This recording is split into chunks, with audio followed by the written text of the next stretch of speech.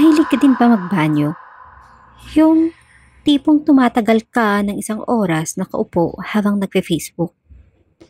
Paano kung may marinig ka na kaluskos o nakakita ka ng spiritong nakangiti sa'yo? Tatagal ka pa ba? Bago natin ipagpatuloy ang kwento, mag-like at subscribe. Matagal na ang pangarap ni na Andrea at Leo ang magkaroon ng sariling bahay. Pareho silang profesional. Si Andrea ay isang accountant sa isang insurance firm at si Leo naman ay isang civil engineer na madalas lumabas ng probinsya para sa projects. Kaya nang may mahanap silang lumang bahay na ibinibenta sa murang halaga, hindi na sila nagdalawang isip. Tahimik ang lugar at malapit sa trabaho ni Andrea. At sakto lang para sa simpleng buhay na gusto nila. Kahit luma, maganda pa ang ayos ng bahay. Isang 2 palapag na bahay na gawa sa simento. May malapad na sala at 2 banyo. Isa sa baba at isa sa taas. Ang banyo sa itaas ang pinakaluma. May lamat sa tiles at maraming kalawang ang gripo. At ang pinakamatindi, may amoy na malangsa na hindi na matanggal. Pero sabi ni Leo, "Madali lang to. Konting ayos lang. Tanggalat ng yan. Huwag kang mag-alala." Pero ilang beses na nilinisan ni Andrea at kinamitan ng kung ano-anong panglinis ng banyo. Nag-Sunrox na siya, nag-Domex at kahit chlorine. Pero andun pa din ang malansang amoy. Noong unang linggo nila, sa unang gabi, mahimbing ang tulog nila. Pero nung madaling araw nang nagising si Andrea sa tunog ng tumatagaktak na tubig, bumangon siya at dahan-dahang umakyat. Pagbukas niya ng ilaw sa banyo, patay naman ang gripo. Ngunit basa ang sahig. Parang may kakaligo lang. Ay, baka si Leo, nakalimutan niya lang sigurong mapan yung sahig. Ay nako, nilampaso niyang sahig at bumalik na sa baba. Pero nang tanungin niya ito kinabukasan, sabi ni Leo, "Ha? Hindi ako naligo kagabi. Di ba pagod ako galing site?" Tumawa lang si Andrea dahil sa isip niya, nagpapalusot lang si Leo. Pero hindi niya sinabi ang tungkol sa basang sahig.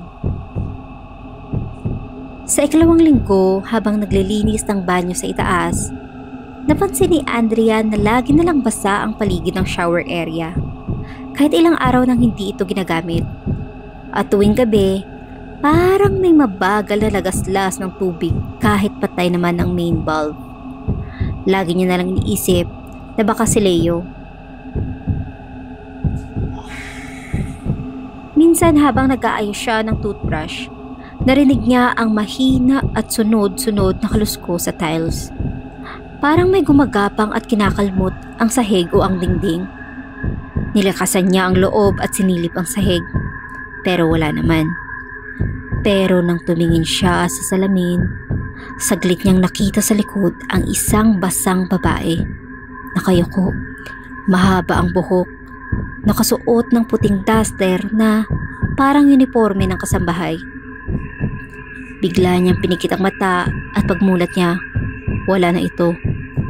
Inisip na naman niya na baka sa pagod lang. Sa ikalawang buwan, nang bumalik si Leo galing sa project site, sinabi ni Andrea ang lahat. Ngunit tinawanan lang siya. Baka na-stress ka lang sa trabaho o baka may leak lang yung tubo sa likod ng dingding. Sige lang, ipapacheck natin yan bukas. Kinabukasan, tinignan ni Leo ang linya ng tubig sa itaas kasama ang tubero. Unang reklamo ng tubero ay ang masangsang na amoy sa banyo. At sinabi pa na baka may patay na hayop. Pero pag-check nila, ayos naman. Walang tagas. Pero may napansin silang kalawang sa doorknob ng banyo. Parang ilang beses nang nabasa at pinilit buksan dahil sa gasgas nito. Bakit kaya ganito to? Tanong ni Leo. Baka dati nang sirayan. Pero wag mo na ayusin, nakakatakot kasi dito eh. Tumawa lang si Leo. Hindi ka ba naliligo dito? Sayang naman, ang laki-laki ng space dito eh. Hindi na. Mas gusto ko yung sa baba, mas maliwanag.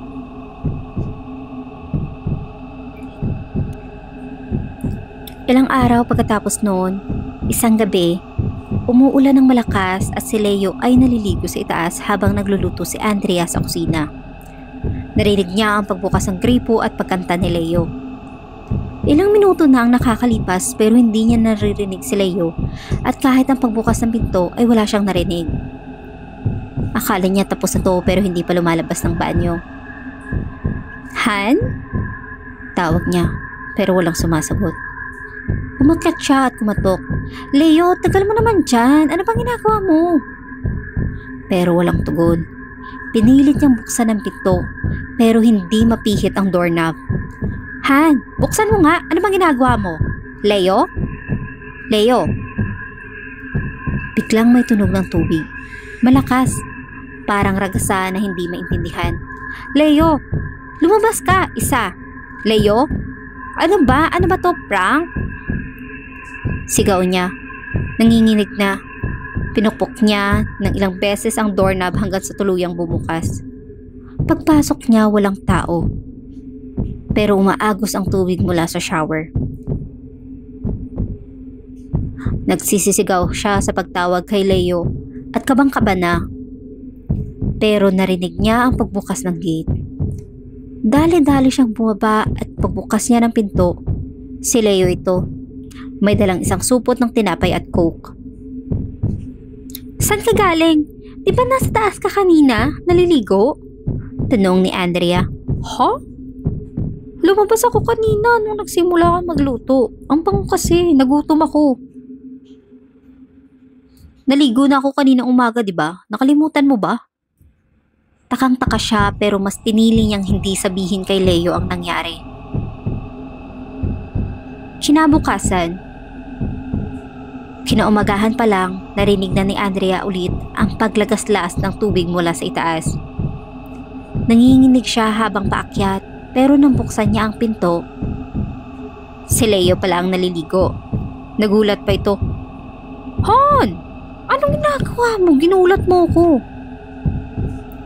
Pero hindi nakapagsalita si Andrea. Ang tubig mula sa shower ay tumatama sa balikat ni Leo. Pero sa salamin, sa likod nito, dalawa sila. May isa pang babaeng nakayuko sa tabi nito. Yung parehas na babae na nakita niya sa salamin. Sumigaw si Andrea at napaatras si Leo at agad pinatay ang gripo. Paglabas nila ng banyo, halos hindi makapagsalita si Andrea sa takot. Sinabi niya kay Leo ang nakita niya at siguro dahil sa reaksyon niya, agad naman itong naniwala. Kinausap ni Leo at Andrea ang katibing bahay nila at sinabi ang mga kababalaghan na nangyayari sa banyo.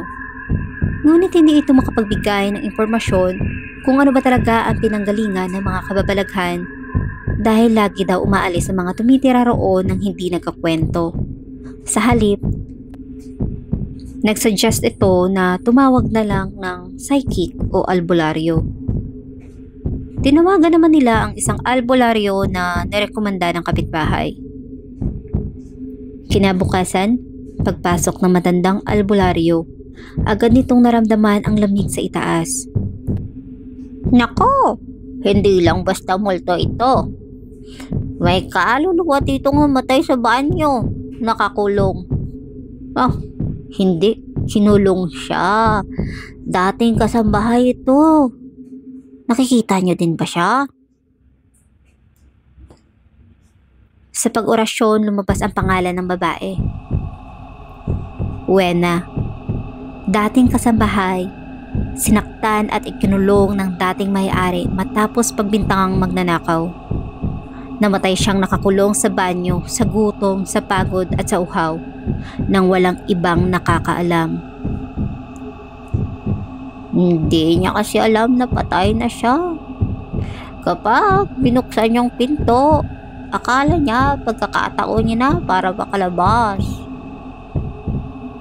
Sa gitna ng ritual, biglang bumukas ang shower. Bumuhos ang tubig kahit sarado naman ang linya. Narinig nila ang tinig ng babae, mahina pero malinaw. Pwede na po ba akong lumabas, ma'am? Pagkatapos noon, natahimik ang buong bahay. Natapos ang lahat. Nagpasalamat ang mag-asawa sa albularyo. Mula noon, hindi na ulit nagamit ang banyo sa itaas. Wala nang tumutulong gripo, wala nang lagaslas ng tubig. Ngunit pareho nilang alam, hindi na sila mapapanatag doon.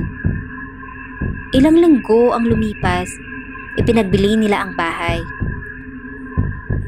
At sa huling gabi bago umalis, pinatay ni Leo ang ilaw sa itaas. Mula sa loob ng banyo, parang may marahang tinig pa ring umaalingaw-ngaw. Salamat sa pagbukas ng pinto. Makaraan ng 2 buwan, may bagong lumipat sa bahay. Isang batang babae ang unang gumamit ng banyo sa itaas.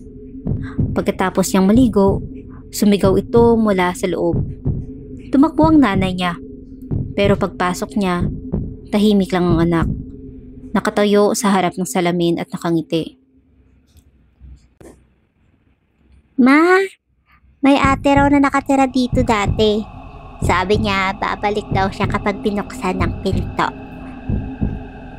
Nangunot ang noo ng ginang at nagulat ng may humawak sa kanyang braso.